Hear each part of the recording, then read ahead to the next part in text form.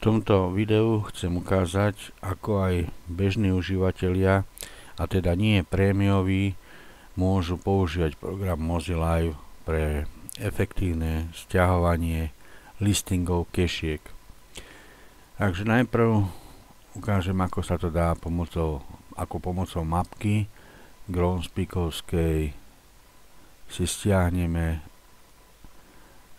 nejakú oblasť kešiek, napríklad túto oblasť okolí Žiaru nad Hronom, že cez pravé tlačítko myši cez online si nechám stiahnuť kešky. Samozrejme nemôžem stiahovať full listingy, tie by mi stiahlo len 3. Ja teraz chcem teda obyčajné, iba základné informácie, takže dám stiahnuť cez Live API a do počítača sa mi stiahli kešky iba základné. Čiže pokiaľ by sme boli spokojní s touto voľbou a postačujú nám iba základné kešky, už by nebolo treba nič robiť iného. Vidíte, že sú stiahnuté listingy kešiek, 264 kešiek z tejto mapky. Ale ja teraz zámerne chcem ukázať, ako sa dá cez tú druhú možnosť, a síce hľadania cez Google Earth, stiahnuť ostatné kešky. Takže mám tu zoznam, ktorý sa mi stiahol cez Google Earth. Tu už by som mohol filtrovať, aké kešky si chcem preniesť do hlavného zoznamu. Teraz chcem len všetky, ktoré mi našlo, prekopírovať a nechať zobraziť.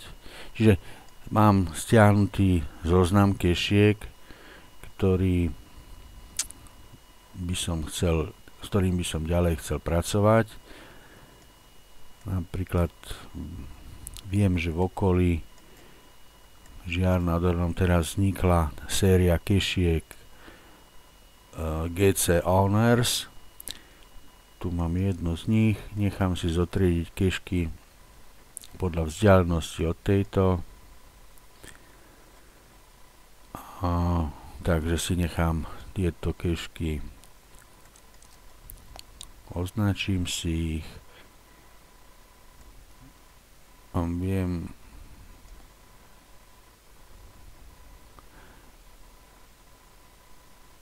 že táto keška k ním patrí, pretože to založili tí istí autori a je neďaleko tej série. Teraz tieto kešky si chcem nechať zotriediť podľa optimálnej trasy. Takže tu iná možnosť, tu na spojenie medzi keškami prichádza do úvahy len vzdušnou čiarou, takže dám vyhľadávanie trasy podľa vzdušnej čiary. Blesko program zotriedil a ukázal, že takto je optimálne zotriedená alebo navrhnutá trasa, po ktorej sa dajú kešky hľadať. Chcem ešte viacej chcem si zobraziť aj výškový profil tejto trasy, preto tieto kešky si dám zobraziť aj s čiarami. Mohol by som si ešte určiť aj waypointy. Takže teraz sa mi zobrazili kešky aj s čiarami a môžem ďalej túto trasu upravovať podľa, ja neviem, lesných ciest alebo terénu, alebo podľa toho, ak tu mám aj turistické mapy, akože v tomto počítači ich nemám, alebo podľa nejakých iných mapiek. Tu mám len túto Free Tourist, viem teda upravovať túto trasu podľa potreby. Takto upravenú trasu si ďalej viem zobraziť v inom browseri, kde už aj si môžem prehliadnúť píškovú trasu priamo v grafe. Vidím, že tu je nejaké 100-metrové prevýšenie, môžem ďalej sa rozhodnúť, ako prípadne môžem túto trasu upraviť a pre použitie v teréne. Takže to by bolo ukážka toho, ako zobrazím trasu. Teraz tieto kešky ešte vidím, že nie sú stiahnuté, ich listingy, tak proste využijem to označenie a nechám si ich stiahnuť metódou www. Toto nejakú dobu bude trvať, pretože sa najprv program pokúsi prihlásiť ako užívateľ, automaticky samozrejme, ale stiahne príslušné listingy, zapíše do databázy.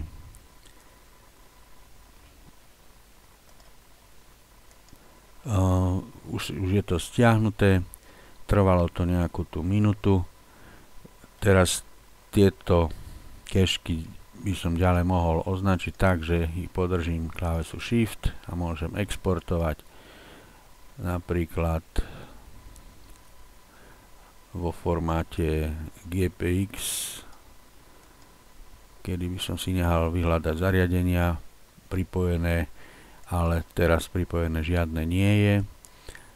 Môžem ale cez exportovať, ja mám tu na pripojenú teraz aj Monteru, ale v tomto virtuálnom prostredí mi Montera nefunguje, takže túto funkčnosť žiaľ ukázať neviem. Takže v podstate princíp by bol ten, že toto zoznam kešiek sa vyexportuje formátu GPX pre cieľové zariadenie, môže to byť Garmin, alebo môže to byť Android, telefón alebo Montera, a potom po návrate z výletu si zoznam kešiek môžem dať spracovať cez súbor Geocache Visit, ktorý vytvára Garmin, či už Montera alebo Oregon, Colorado a tak ďalej. Pomocou tohto vieme ľahko a rýchlo zalogovať kešku až na Groundspeaku. Čiže dajme tomu, že už máme aj tieto kešky zalogované. Posledným krokom by bolo spracovanie pre štatistiky, kedy môžem dať spraviť štatistiky za posledné obdobie, stiahnutie logov typu founded, attended alebo webcam photo taken, čiže tieto tri druhy, ktoré sa do štatistík zaratávajú, môžem si stiahnuť, využiť teda, že posledný môj nick alebo pre nick kohokoľvek a dám stiahnuť po vnútri buď od do alebo všetky. Tak to dám stiahnuť všetky. Toto nie je závislé od typu užívateľa, čiže aj bežní užívateľia môžu si nehať sťahovať logy bez obmedzení. Ďakujem za pozornosť.